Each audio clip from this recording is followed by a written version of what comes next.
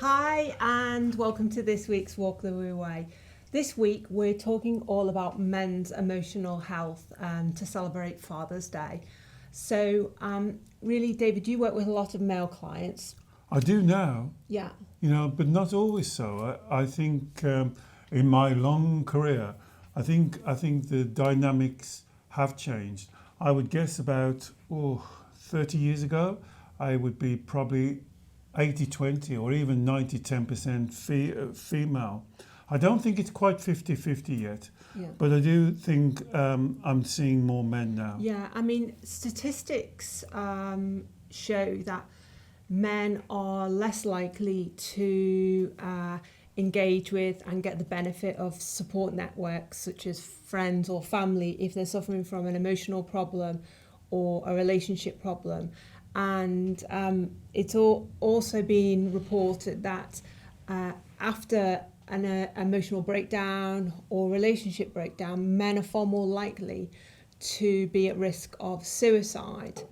And what's your kind of view on that? I wouldn't be surprised at that actually. Although I do experience we're in the midst of change, and I hope you experience this as well.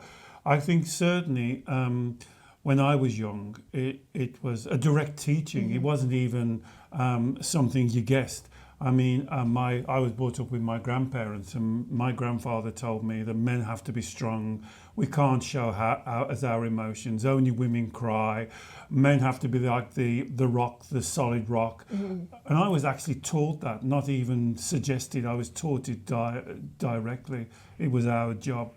Now, I do think that's changing, thank goodness. And I think it's our work here, us talking about it. This is why this subject is very important, because we can make changes. Just talking about it now and bringing it out into the open. But I do think that's the way it was. I don't think it's great. I don't think it's perfect. I do still think the men have problems because they normally see it as a weakness. Yeah, and again, as you say, that goes down to the emotional education as a child in their childhood. Yes, I think it does, but I think society's got something to do. Yes, still, no, I think society's got something to do with this. That the men have to see themselves as the rock, the solid thing that holds everything together, the one that has to come up with the answers, the ones that have to sort things out. The buck stops here. Yeah. But I think this is changing, and I think we're now experiencing more balance, more wu wei, more conversations, and really that's what we're about doing the wu wei, is to encourage this idea of conversation, of sharing, of listening, of understanding that you can disagree. It doesn't mean to say you don't love somebody. It means that you can have a debate and talk about subjects. And this is why we're always saying, don't just go along with what we say below when you disagree with something, because it's that debate that expands your emotional education. So in the Taoist and in Chinese medicine, obviously they kind of, or you tell me whether this is true, the male energy is yang, the female energy is yin. Yes. In terms of when a man comes to you for talking therapy support or coaching support or anything to do with support with their emotional well-being, do you notice there's a kind of a difference in terms of what they're saying to you, the problems they have compared to women with emotional health problems? It's a difficult question to answer directly, and I don't want to get too complicated in yin and yang. We'll have to do a thing on yin and yang. But in yin and yang, there's also a yin and a yang. Yeah. So yes, you're right. On the top level, women are thought to be yin, men are thought to be yang. But then when you talk about the yang of a man, in that yin and yang, there can be a yin and a yang. Yeah. So to answer your question, a yang man can come to me and they can be very angry, very aggressive, very, very yangy, very outward. But also they can be very yin, and they can cover themselves up and put borders on and be introspective and turn to other things like drink and smoking and gambling. So, it can go either way. I think there is a big difference between male and female. I think this goes down to a little bit of society as well. I think that women find it easier to talk amongst themselves, amongst their friends, amongst their family and their sisters and people at work. I don't always think that talk is good or productive, but I do think it gives them something to be able to talk, where men do find, they're not so comfortable and not so used to talking about. If they go to the pub, they end up talking about cricket or football. They don't talk about a hard day they've had at work. Or if they do talk about it, they have to talk about it in a very bullshit way. I told him to go and stuff it and all like this, So they're not talking about it. So I think the quality of our conversation is, again, what we're trying to encourage in the Wu Wei model, to separate your emotions from your beliefs and your thinking, and talk about what you believe and what you think, gives you the right tone to deal with the issues and the situations that you're facing. Okay, so you mentioned about avoidance strategies. So that's avoidance of facing up to, confronting the emotions and the underlying thoughts and beliefs which are creating the emotions. I know there's that kind of term, I suppose it's from that book, is it Men Are From Mars, Women Are From Venus? Men going into their cave. Yep. Men have definitely got caves. I've got a cave. You need a cave. Don't deprive your man of his cave. It's very important. So this is what I was going to say, actually. Sometimes kind of stepping back or withdrawing, whether it's you doing it as a man, or you're female and a man in your life, whether it's your partner, husband, father, brother, whoever, they can withdraw, and that's not necessarily always a bad thing. No, it can be a good thing, because it all can be almost like a meditation. The thing that you have to be mindful of is, a man can withdraw into his cage or withdraw into his own inner cave and not want to come out again. So this is a great skill for their partners. And I think that you can't give a blanket advice here, because I think every man and every relationship is different. So I think that you have to allow anybody to go and reflect and review and to pull away for a moment and to settle their own mind. But you have to find a skill that they don't shut the doors on you and push you away. And a man will do that, but a woman would do that as well. Exactly. But a man would do that. And so there's nothing wrong with a cave. The cave is right, and I think The Men Are From Mars and Women Are From Venus is a very good book. I would recommend you reading it. Don't think it's 100% correct, but it's quite good. So, ladies, you have to learn the skill to allow your man to go into the cave, but don't allow him to shut the door on you. How do you do that? Answers below, please. Very difficult to do. Well, it's on a case. How do you do it? Well, I don't need to, but it's on a case-by-case basis, isn't it? And so it's keeping the conversation, it's keeping the communications open. Can we talk about one thing we have to watch? What I hear a lot from my men clients is what they call nagging. So you have to be very careful that when somebody's kind of going through things, is because you believe it true, that you don't keep on trying to push the point.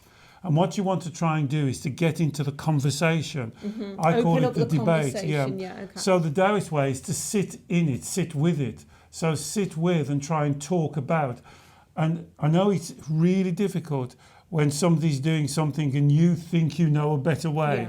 To want to force someone you love as well, someone you want to love. help them, you don't like seeing them in pain. So hard, isn't it? Because you just want to help them, and you want to rush them through that situation, and you want to say, why don't you do this? Why aren't we doing this? This is much better.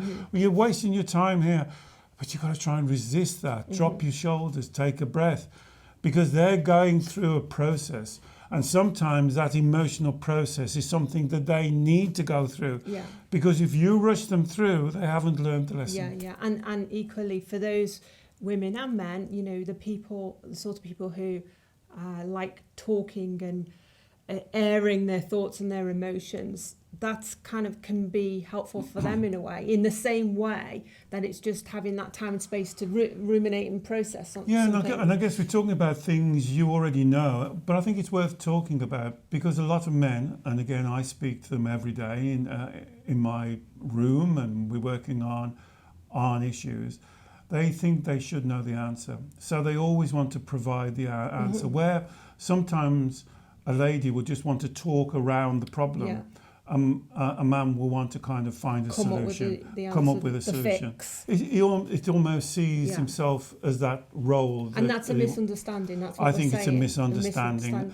And I think if your man does this, try not to tell him he's wrong, but just try and tell him that that's not what you need at the moment. You just need to engage in conversation.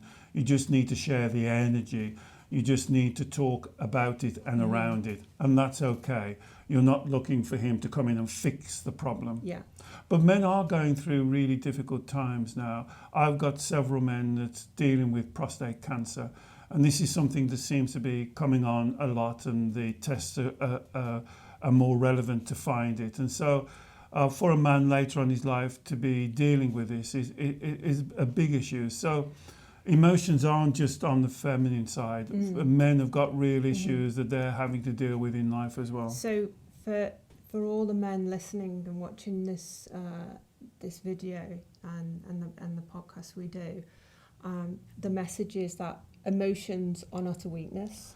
Yeah, and this is really what I'd like to get across on this podcast is, it's difficult to be a man, especially when you've been brought up as in a way that you have to be the stronger one in the relationship, and you don't want to upset your partner and worry her or give her problems. But you're not helping the situation by keeping everything inside and not talking about it. So you have to start now while, if there's nothing going on, start talking about your future plans, how you see things panning out. Start to listen. Yeah. Start the communication. Learn how to communicate. Remember, if you're in a relationship, the key word of that is to relate. You must learn how to relate. Yeah. You're not helping your partner by bottling everything up. Yeah, and I think on the emotional side, again, this understanding that being sensitive, a sensitive male, does not mean you're making yourself vulnerable. Absolutely. And being caring and loving does not mean that you're being a doormat or that you're opening yourself up to be hurt. I think because that's often a misunderstanding with a lot of men. And I do think that's the basics of our model can help men. If you think about it, you are the creator of your emotional feelings. You are not the victim. If you just take this one lesson away from this podcast, so every emotional feeling that you're experiencing comes from your beliefs and your thinkings. So when you go into your cave, consider that. Listen to this. What is it you believe and what is it you think?